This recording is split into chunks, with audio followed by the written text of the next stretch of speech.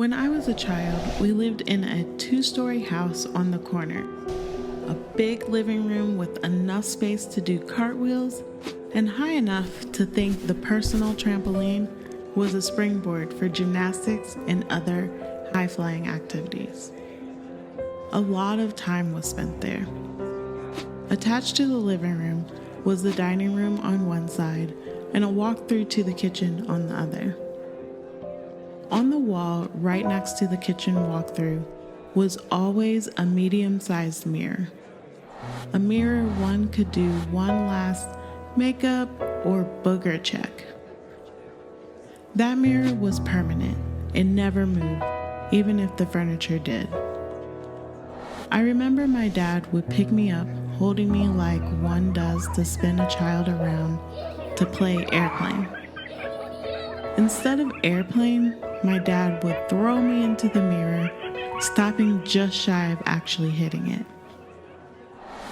As an adult now, if I saw someone doing the same thing, I might wonder if they had full control over the situation. But as a child, I had no doubt my dad wouldn't let me bust my head open. I did that on my own in the bathroom once. Every time my dad would do this, I would scream with laughter. Then I'd enthusiastically say, "Again, again!"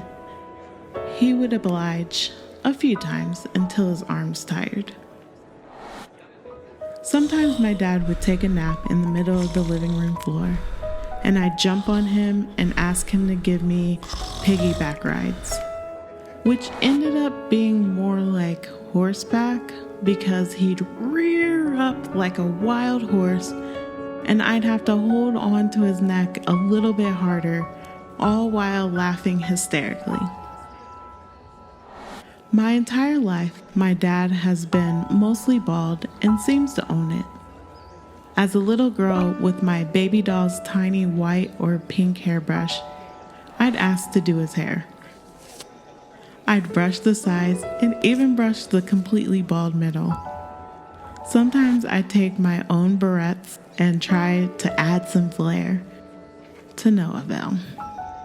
But he would sit there and let me try anyway. As I came into my teen years, my older brothers had moved out, our parents were separated and divorcing. I was also stressed about everything.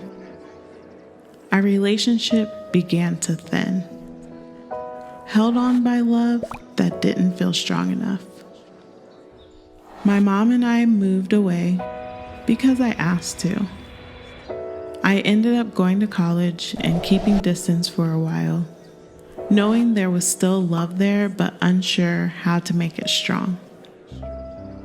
One day, actually multiple times over my adult years, my dad has apologized.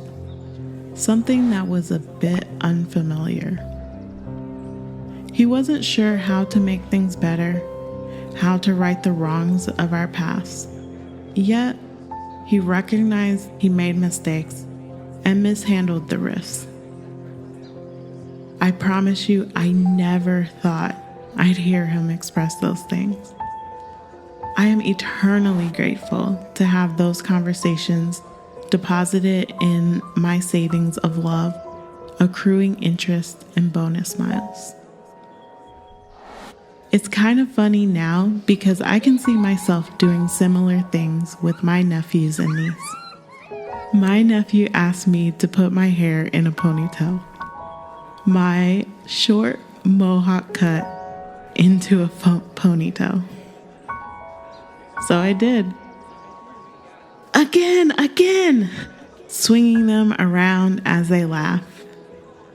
If I'm near a mirror and I'm holding a small child, I just might make them laugh, going back and forth in distance from the mirror. I might have gotten it from my dad. My dad has come close to death a few times, and I'm unsure of the full picture of why he's still here with us. Yet, when I talk to him, often we laugh, share stories, hopes, and memories. If he's feeling up to it when his grandkids are around, he'll find a way to make them laugh. Usually something neither his wife nor I approve of. You don't need another unexpected doctor's visit. Nonetheless, joy and laughter overwhelm the room. My dad was and is no perfect person. He works toward being the best person he can be today. Honestly, I don't want any other dad but him.